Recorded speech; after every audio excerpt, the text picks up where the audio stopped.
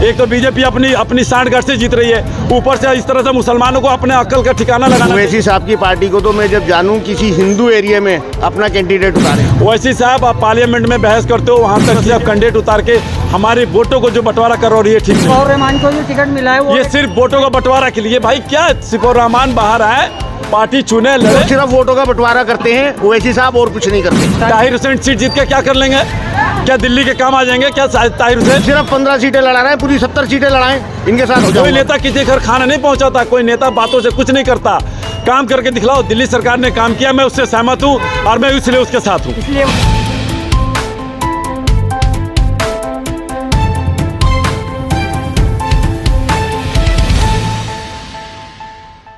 Hello दोस्तों, India की news में आपका स्वागत है। इस वक्त हम मौजूद हैं जामिया नगर के ओखला विहार में। और दोस्तों इस वक्त हमारे साथ में मौजूद हैं लड्डन साहब, जो पहले आम आदमी पार्टी में थे, उसके बाद MIM में चले गए। सर ये भूल थी, क्या कहना चाहेंगे इस बारे में? जो आप भूल नहीं थी, चुनाव लड़ना था, मुझे चुनाव लड़ना था, मुझे दिखाना था कि मैं पब्लिक के लिए कुछ कर सकता हूँ या नहीं। पब्लिक ने जितने वोट दिया मैं उसका शुक्रगुजार हूँ कि हमारे साथ 6-7 हज़ार जो भी वोट मिले, पब्लिक हमारे साथ थी, हमारे काम थी। लेकिन मुझे वापसी सरकार में इसलिए हुआ कि सरकार के काम से मैं खुद सहमत था, इलाके के लोगों को फ़ायदा पहुंचा था, दिल्ली को पहुंचा, दिल्ली के लोगों को फ़ायदा पहुंचा, इसलिए मैं सरकार को, इस विधायक को पसंद किया और इसमें वापसी किया।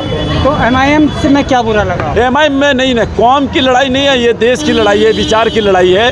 कौम की लड़ाई होती है दिन की, वो एक अलग बात है, लेकिन यहाँ देश का अभी हालात का सब कुछ आप देखो ना। दिल्ली में सरकार से जो फ़ायदे लोग उठा रहे हैं उसमें किसी तबके से नहीं मतलब है, सब लोगों को फ़ायदे मिल रहे हैं। जो सुविधाएं मिल रही है दिल्ली गवर्नमेंट ने दिया, वो कोई नहीं दे सकता है, मैं इससे सहमत हूँ। दिल्ली के आवाम को इतना फ़ायदा पहुँच रहा है, हर माँ बहनों को, बुजुर्गों को फ़ायदे पहुँच रहे हैं, लोअर क्लास से हर आदमी को बहुत सारी चीज़ों की सुविधाएं जो आज तक इतिहास में नहीं मिला, इसलिए हमने इस चीज़ को चुना और मैं लड़ा रहा हूँ। और इंशाल्लाह हमारी जीत होगी, ओखला की काम की जीत होगी, दिल्ली सरकार की जीत होगी, दिल्ली के काम का जीत होगा। MIM में जैसे कि असदुद्दीन ओवैसी हैं, वो भी तो कौम के लिए आवाज़ उठाते हैं। नहीं, कौम की लड़ाई से हमारे देश का विकास नहीं हो रहा ना, वो एक आपस की बात है। वो अब कौम के लिए वो लड़ते हैं, ठीक है, पढ़े लिखे बात करते हैं। वो हैदराबाद में अपनी सरकार बना के दिखाए, उसके बाद उससे संदेश दूसरी जगह जाएगा तो हम कुछ करेंगे।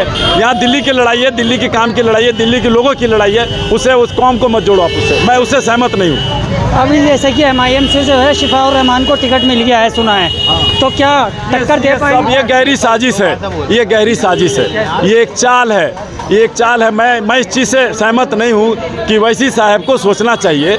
ओवैसी साहब ये जो ये चीज़ अपना रहे हैं, मैं इससे खुश नहीं हूँ। हाँ, ना हमारी कौम है, ना कोई इनके बहकावे में आएगा। नो डाउट ये वोट काटने के लिए ये सियासत चले, जहाँ जहाँ मुस्लिम क्षेत्र है, जहाँ जहाँ आबादी है हमारी कौम की, उसको बांटने के लिए कोई तीसरे को फ़ायदा पहुँचे। क्या मिलेगा? ताहिर हुसैन सीट जीत के क्या कर लेंगे? क्या दिल्ली के काम आ जाएंगे क्या ताहिर हुसैन अपने बेस पे? क्या ताहिर हुसैन कोई खानदानी सांसद आ, उनके घर से कोई MLA बना था कि इलाके के लोग जानते हैं कि उन्हें वोट देंगे? ये ताहिर हुसैन क्या काम कर लेंगे?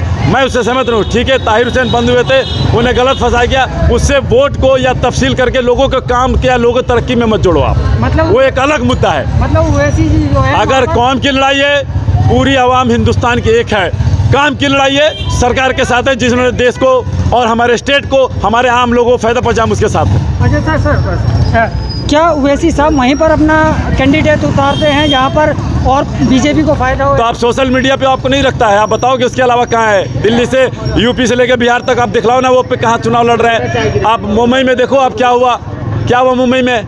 कहाँ पे उन्होंने 288 में कहाँ लड़ाया उन्होंने? 14-15 सीट कहाँ पे दिए जहाँ पे 50% ज़्यादा मुसलमान थे? देखो सीटों का क्या नतीजा रहा। एक तो बीजेपी अपनी सांठगांठ से जीत रही है, ऊपर से इस तरह से मुसलमानों को अपने अक्ल का ठिकाना लगाना चाहिए। ओवैसी साहब आप पार्लियामेंट में बहस करते हो, वहाँ तक ठीक है, आप आवाज़ उठाते हो, वहाँ तक ठीक है, लेकिन इस तरह से आप कैंडिडेट उतार के हमारे वोटों को जो बंटवारा कर रही है, ठीक नहीं है। मतलब शिफाउर रहमान को जो टिकट मिला है वो ये सिर्फ वोटों का बंटवारा के लिए। भाई क्या शिफाउर रहमान बाहर आए, पार्टी चुने, लड़े, जो पार्टी से आवाम को, हमारी आवाम मजबूत भी तो बातों से कौन मजबूत करता है? कोई नेता किसी घर खाना नहीं पहुंचाता, कोई नेता बातों से कुछ नहीं करता, काम करके दिखलाओ। दिल्ली सरकार ने काम किया, मैं उससे सहमत हूँ और मैं इसलिए उसके साथ हूँ, इसलिए वापसी आए। बिल्कुल।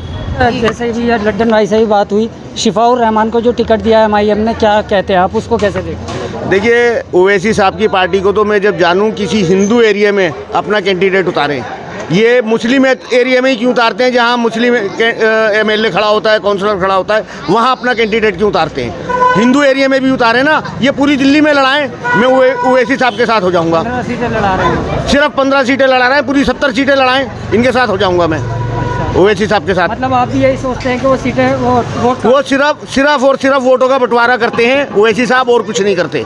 आपके क्या कहना चाहेंगे, कौन जीत रहा है, दिल्ली कौन जीत रहा है और ओखला कौन जीत रहा है? देखिए, सरकार तो केजरीवाल की आएगी और ओखला अमानतुल्लाह जीतेगा।